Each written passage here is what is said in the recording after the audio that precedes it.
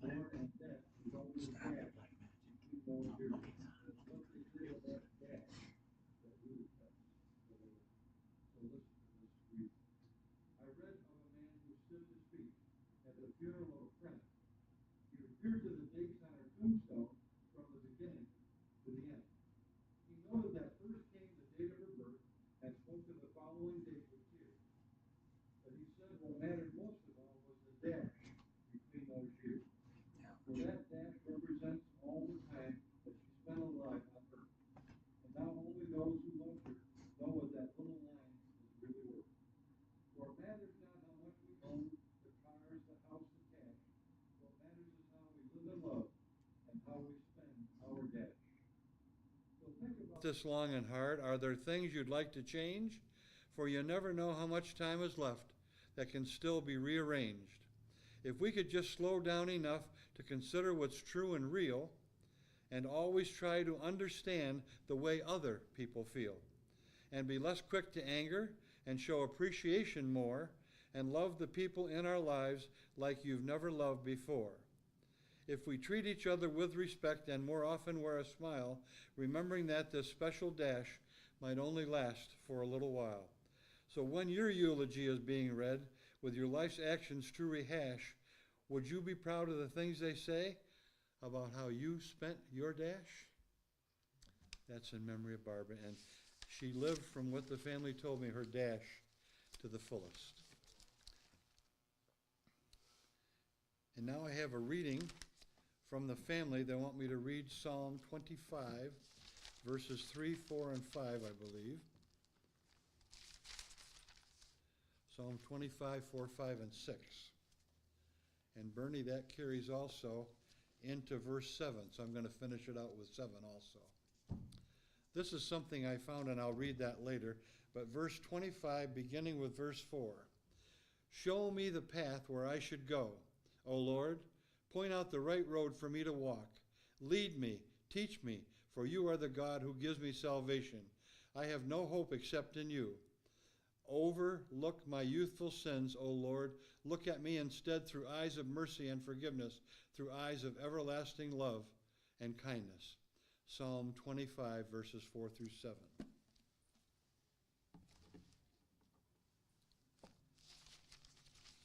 And now we will move on. And I'm going to read the 23rd Psalm for you at this time.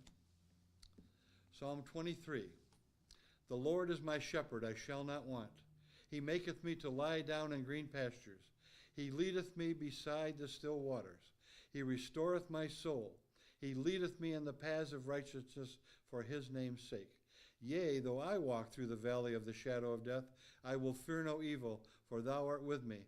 Thy rod and thy staff, they comfort me. Thou preparest a table before me in the presence of mine enemies. Thou anointest my head with oil, my cup runneth over. Surely goodness and mercy shall follow me all the days of my life, and I will dwell in the house of the Lord forever and ever. At this time, and I was told that there'd be one person in the room who would start this ball rolling. I won't mention any names. But if you would like to come up at this time and take the mic and share something about Shirley's or Barbara's life to these folks, something they may not know about her, that's only in your heart. So if you take time and come up and take the mic at this time and share something about Barbara's life and what it meant to you. Aha, she did know it was her turn. I'm not sure how to take the mic. I think it can sit right there. Okay. We're streaming the service. You have to speak into it. Oh dear, okay. Good afternoon. So I have known Barb for 30 plus years now, and I don't know how that is because Margaret and Todd and I are only 35. But it's important that I remember Barbara or Barb for the sparkle in her eye. And I know that if you know her, you know what that sparkle looks like. It always accompanies a very sly smile, and it's usually because her grandchildren have done something absolutely adorable. That is my favorite memory of her. She loved her grandkids, and she would be on the floor playing with them. She would be running around with them, and she always had that smile, and her eyes would shine so bright. And that is really my favorite memory of Barb. The other thing that I remember is that Barb always welcomed me.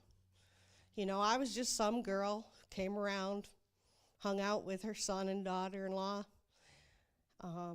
And, you know, I was at the lake, I was at birthday parties and Sunday dinners, and Barb was always glad to see me. And, you know, that's really special when someone's glad to see you. It means that you've made a difference to someone. And she really made me happy. The last time Margaret and I went to lunch with her, we took her out to the Olive Garden right before COVID. Everything is before COVID or after COVID. And right before COVID, so we took her out to the Olive Garden, and we had such a lovely time. And her disease had started, so she was kind of nervous and anxious, but, you know, we had a good time, and she relaxed, and it was just a really great day for the three of us, I think. So Barb was really special, and I'm blessed that I got to know her. So, thank you. Thank you, Michelle. Who would be next? Don't be bashful. This is all family in this room. Whether you're blood family or not, you're still family. If anyone would like to come at this time, or I can bring the mic to you, whatever you'd like to do.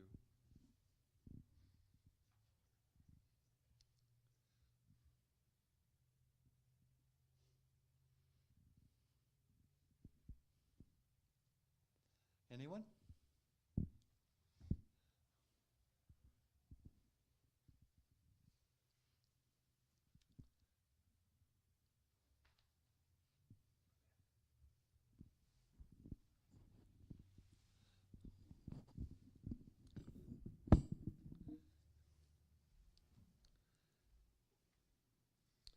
At this time, one of Barb's favorite hymns was Amazing Grace. So we have it programmed through Kevin's phone to sing the first and the last verse. The family encourages you, if you know this hymn, to sing along with the recording. It was done at a service here not too long ago. First of all, I share this with you. I still believe in amazing grace, that there is power in the blood, and that he walks with me and he talks with me, and that because he lives, I can face tomorrow, all because of the old rugged cross.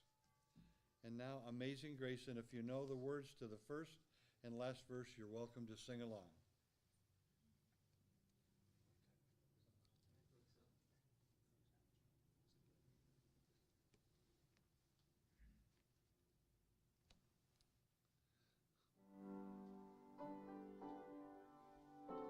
Very good, Kevin.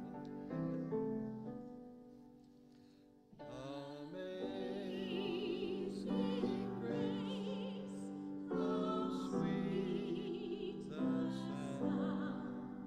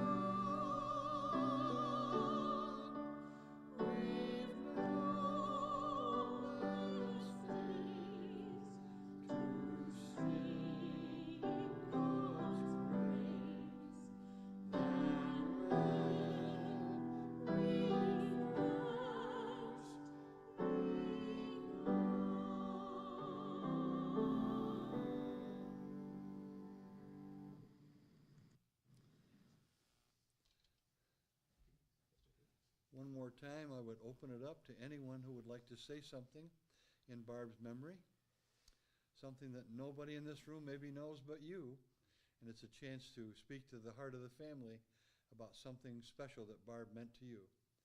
So I'll leave it open for a minute if anyone would like to come back up and share their story.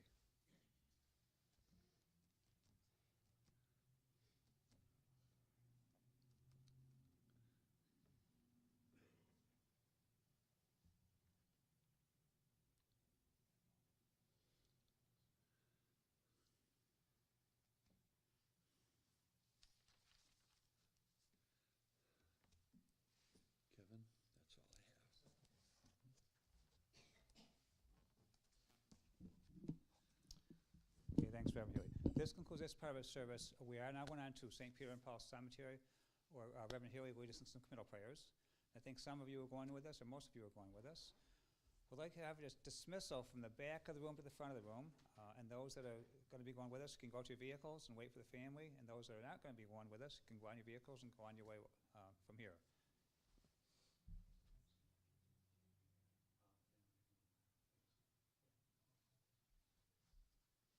So if we can start from the back of the room, say a final prayer, feel free to do so. Thank you all.